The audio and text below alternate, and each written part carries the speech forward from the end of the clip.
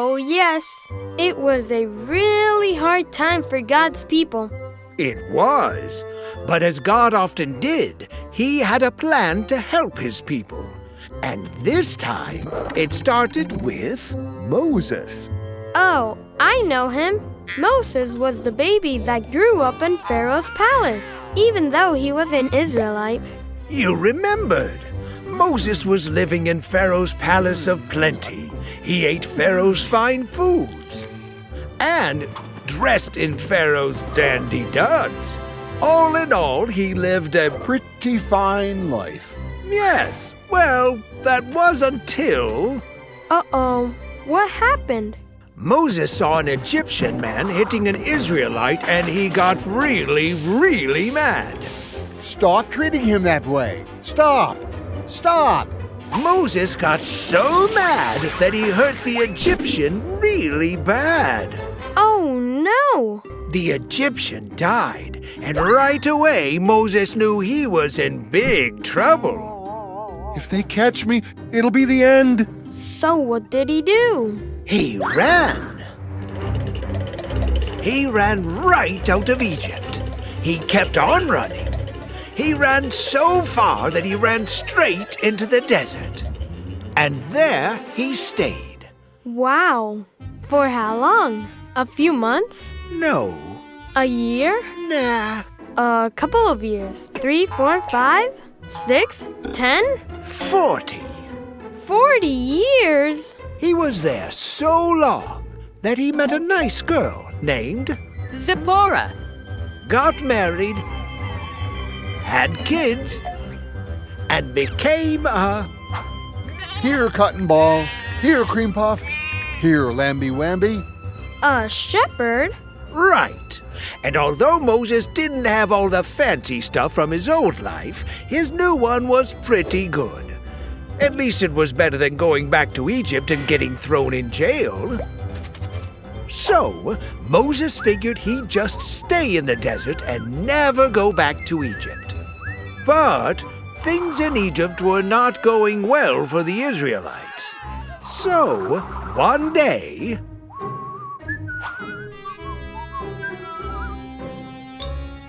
Huh? What's that? Moses saw something weird. A bush was burning, but it didn't burn up. What do you mean? The bush just kept burning and burning. And then, if that wasn't weird enough... Moses. The bush spoke? Only it wasn't the bush speaking, it was God. Take off your sandals. You are standing on holy ground. I have heard the cry of the Israelites.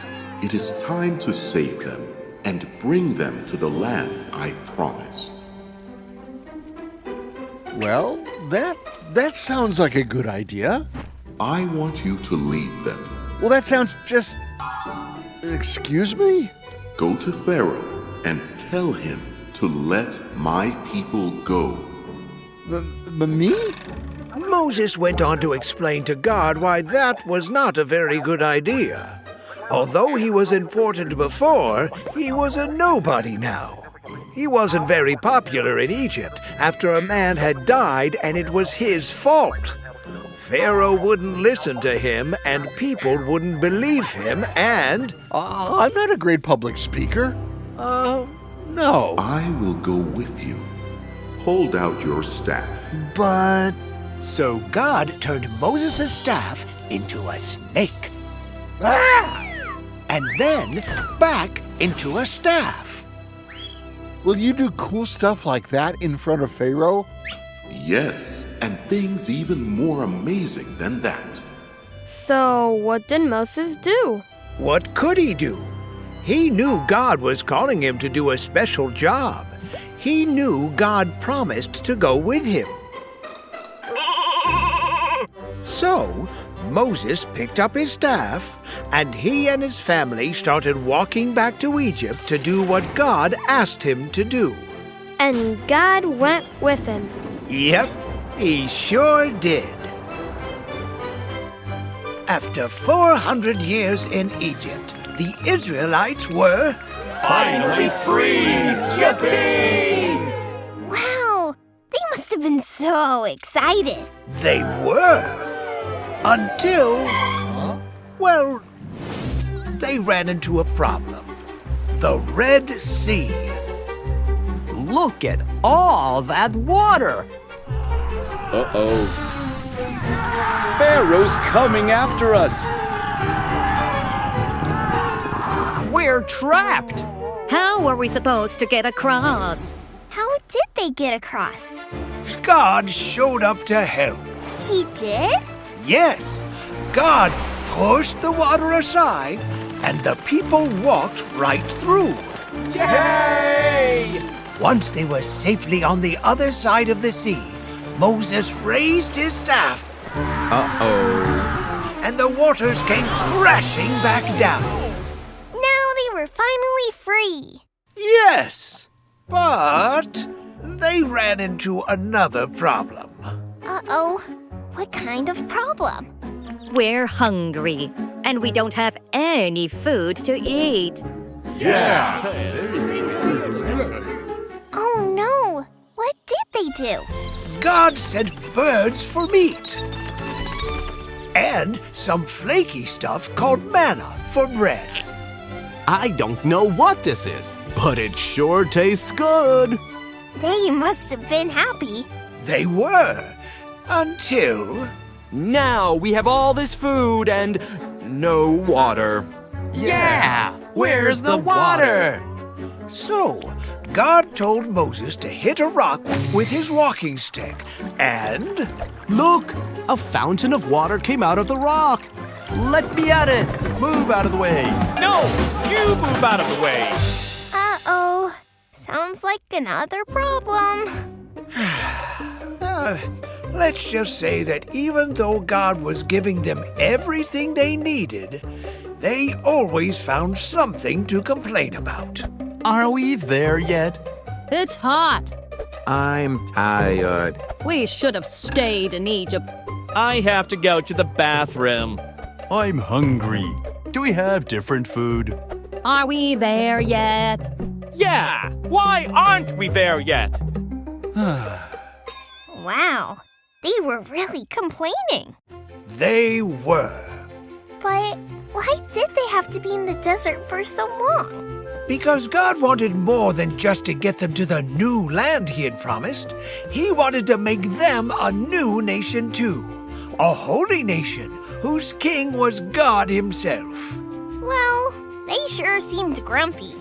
Yes, and they would be taking their grumpy hearts into the land of promise. And God wouldn't have that. You see, even though they were the children of Israel, they still sinned. And remember, people who sin can't be close to God. Because they turn away from him. Right.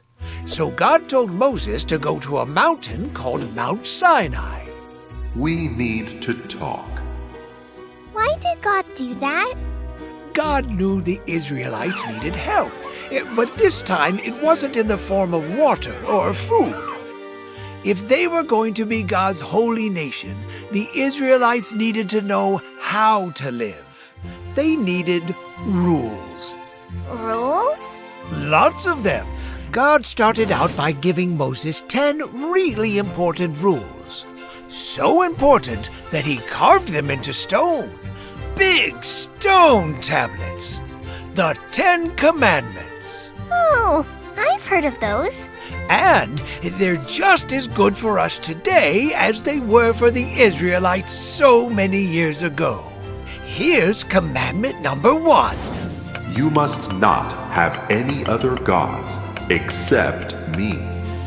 Why did God say that? Well, Egypt had a lot of pretend gods.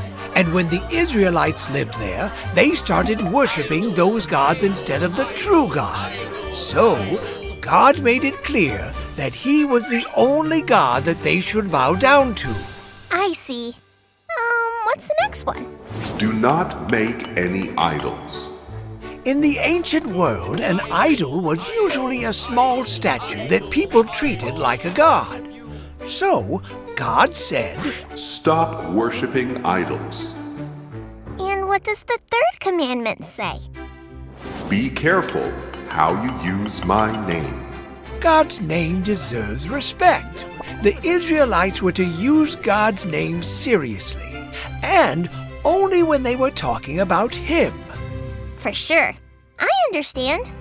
The fourth commandment is, Remember the Sabbath day. God wanted the Israelites to take one day each week and give that day to Him, as a reminder that everything they had was from God. Is that like the day we go to church? It is. Having a special day of the week to rest and honor God is important for us, too. Let's look at the next one. Honor your father and mother.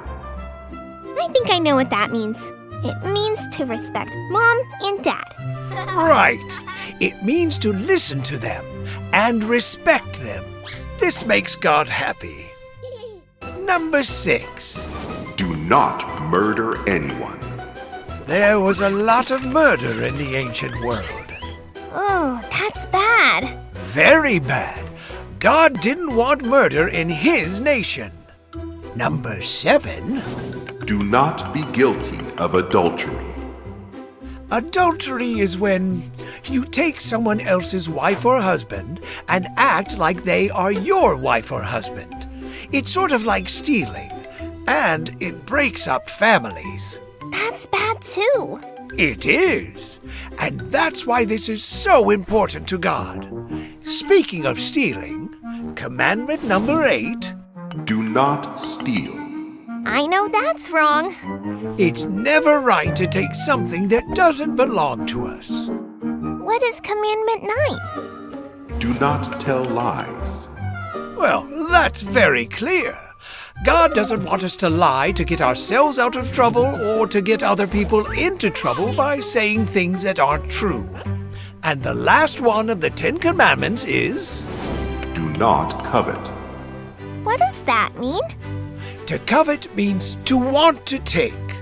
If you covet someone's bike, it means that you want to take it from him.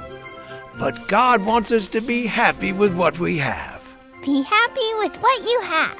Right, and those are the 10 Commandments that God carved in stone. Rules that showed the Israelites who God is and what it looked like to live His way as His holy nation. So were those all the rules that the Israelites needed? Well, not quite. You see, as God's people grew, so did their problems. And it wasn't long before God had more to say about how to live His way.